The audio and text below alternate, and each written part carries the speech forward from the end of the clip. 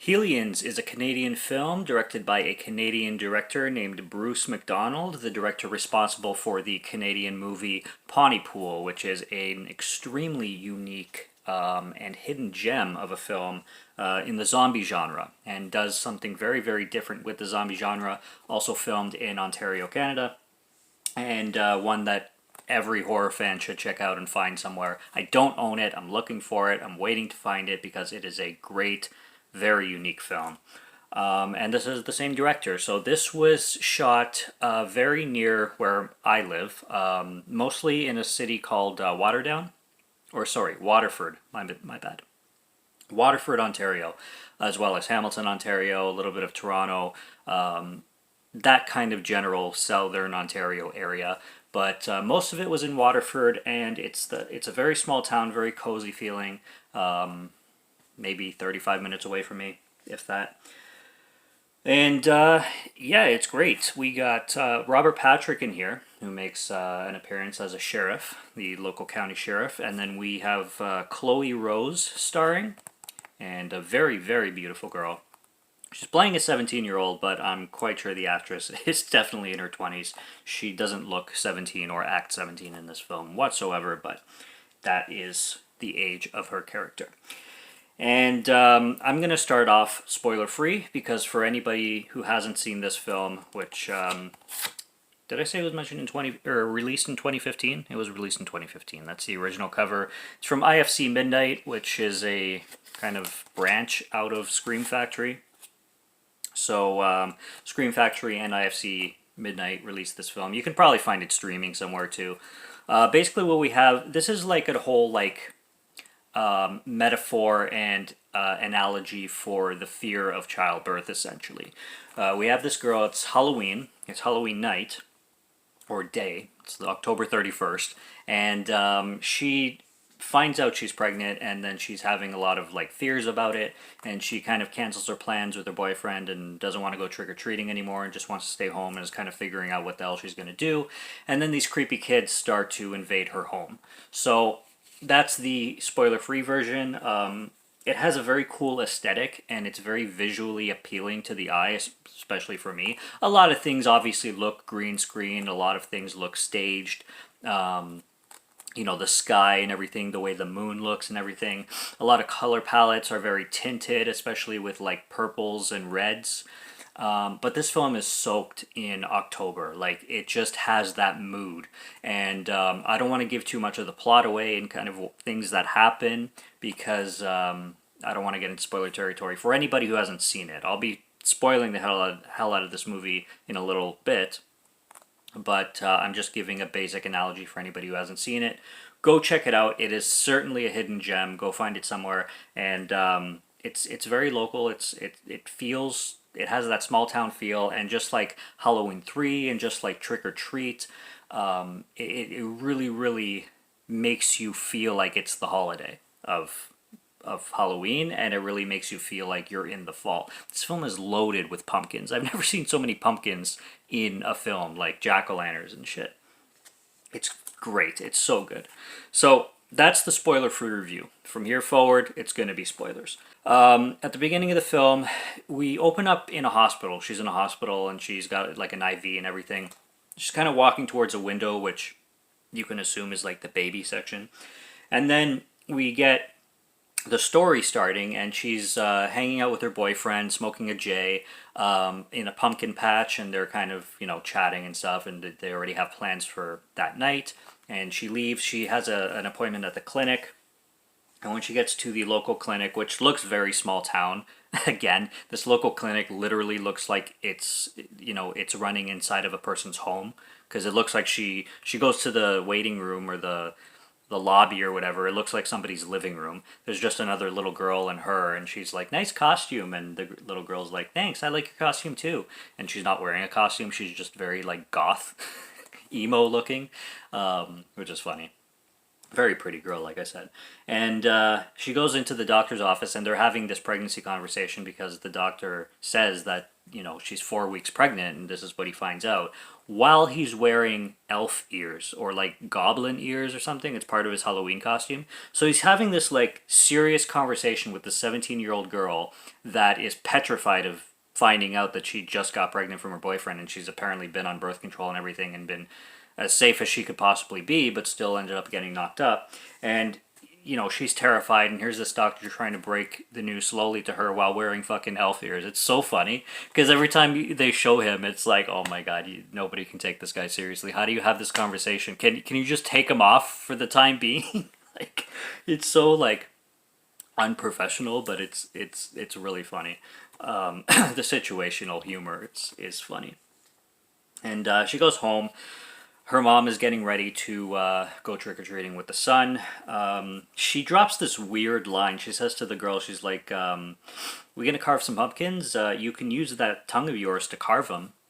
I'm like, the fuck does that mean? That's really weird coming from your mom. Like, your daughter has a good tongue?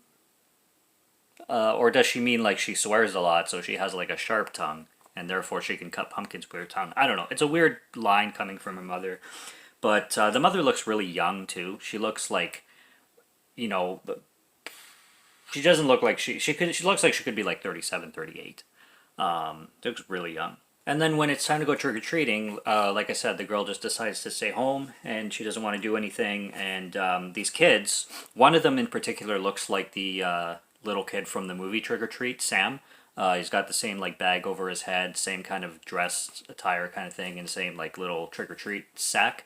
And I'm assuming it was inspired by that, had to be. And he comes knocking on the door, and he comes repeatedly throughout the night, and then more kids come along, and the way the costume design is done on the kids is so creepy, and they look fantastic. They look very unsettling, and they just look very like the holiday. It's really, really, really good. And they keep asking for candy. Eventually, at one point, they come to the door, and the girl's all pissed off at this point. And one of the little kids goes, "Mama," and puts his hand on the girl's stomach and leaves a bloody handprint on the stomach. So it's this whole like scarlet letter thing. Like, she got pregnant outside of marriage, yada yada, whore, yada yada. For anybody who knows the scarlet letter story, it's about a woman who gets pregnant out of wedlock, and then she has to carry like a stamp on herself. It's from the 1600s or something, for anybody who hasn't heard of the Scarlet Letter. So she has this bloody handprint on her stomach, and she's like, how the fuck does this kid know I'm pregnant?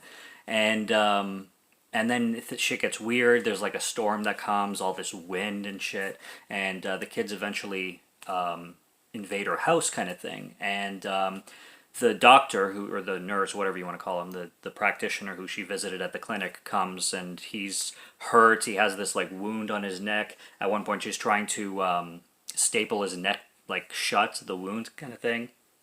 And he's screaming and everything. She's trying to protect him.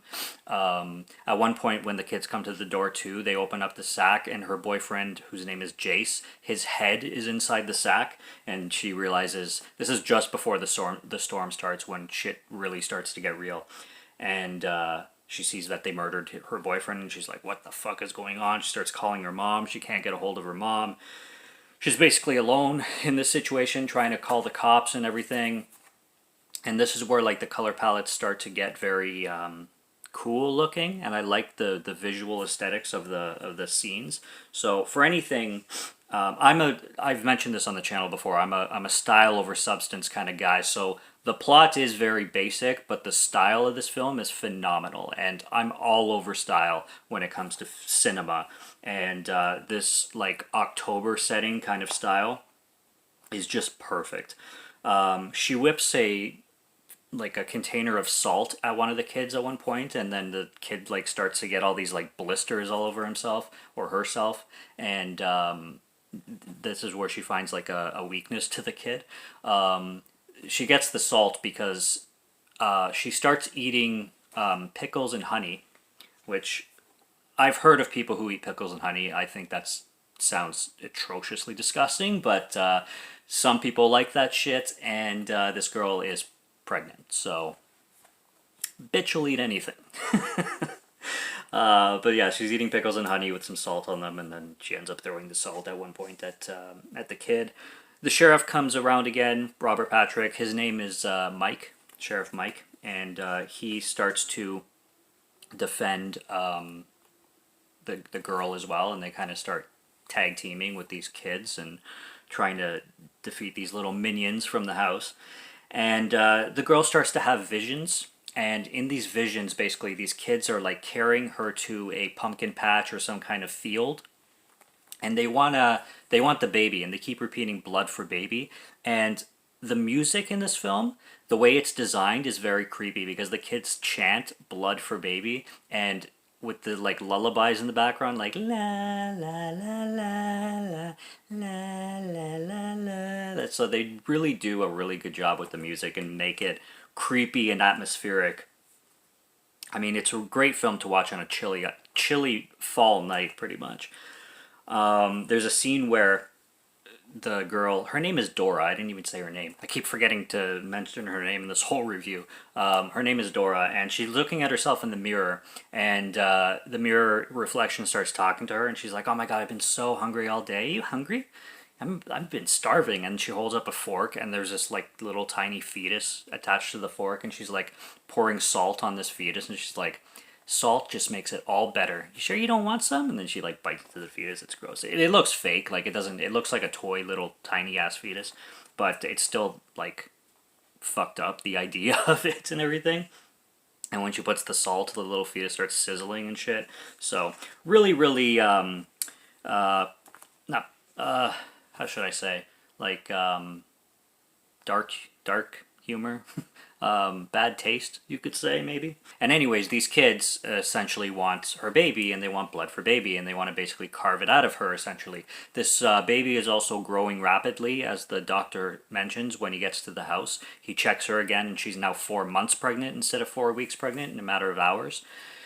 And the sheriff, Mike, mentions that his wife, like this happened before, so this is a whole like ritualistic thing that these kids do on the blood moon, and they go harvest babies and from the womb, and they go find moms that basically, whether they want the child or not want the child, because with Mike's situation, his wife, I believe, wanted the child, but they took it from her anyway, kind of thing. And this is like a sacrilegious thing that these kids do on the blood moon kind of thing. Eventually, they end up getting to Mike's house. It's kind of like, this film is very dreamlike, and I'll get to why, but everything seems very dreamy and like not like hallucinatory kind of thing. So they're in the middle of the forest, and all you have is this doorway that leads into Mike's house, and Dora follows him in, and then it's kind of like he's holding his own child as if the child had been born, because he said that the kids took the child before, but now he's holding this like beautiful newborn baby, and he's saying like he's trying to get Dora to hold the child, and he's saying it's a miracle of life and like it's God's blessing and stuff like that. But Dora, being how fearful she is of pregnancy and having a child, doesn't want to hold him, but she eventually caves and holds the child. And then the next time you see the child, it's all like mutated, and it's got like this severely deformed face with this like weird looking umbilical cord coming out of it. So it's very, very disturbing imagery. Eventually the kids lead Dora to this barn thing where she basically carves the child out of herself, and this child is like full grown. It's basically like about to burst out of her, and she carves it with a sickle. She just carves her stomach right open and then passes out. And then we go full circle back to the hospital, where she wakes up in the hospital, and her little brother and her mom are there with her. And then her mom is saying, like, trying to calm her down, saying everything's going to be okay. She's safe now.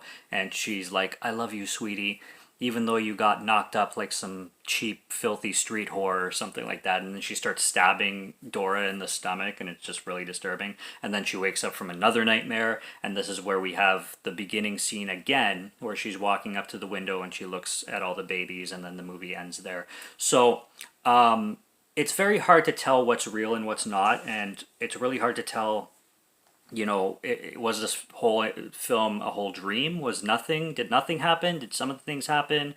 When she was smoking a joint with her boyfriend in the pumpkin patch, was that real? Did that happen?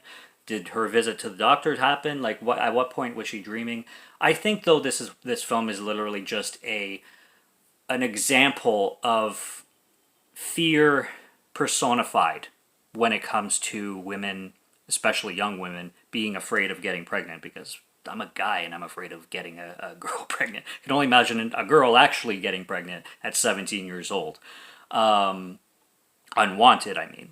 Wanted is a different story. That's beautiful. But unwanted is terrifying. So the fear of pregnancy is obviously real, especially for women. And I think this is just a visual representation of that fear, of those phobias. The children, the chanting, the whole idea of motherhood, the the the blessing and the miracle that it is, but at the same time, all the fear and stuff that goes with it. I think this is just a demonstration of that. I don't think you're supposed to think about what's real and what's not too much. Or I think probably she just went to the hospital and had her child and everything was normal, but because of the fear, maybe, and the drugs or something, maybe she hallucinated this whole ordeal with the children and Halloween night and everything. And because throughout the films there's times where she's just like walking by herself in the forest or down the road, and she'll hear doctors, and she'll hear like the heart monitor, and she'll hear people talking like, "Baby, are you okay? Can you hear me? Can you hear me?" So maybe she was like in a temporary coma or something like that. I don't know. But like I said, I don't think that matters too much. This film is all about its style, and I think its style is fantastic. So did anybody else like this movie? Let me know. A lot of people hate it. It's split down the middle for sure. I think more people trash this movie than like it. But I had a really good time with it, and I think it's definitely a hidden gem if I've ever found one. So glad I ran into this one. Very glad I own it.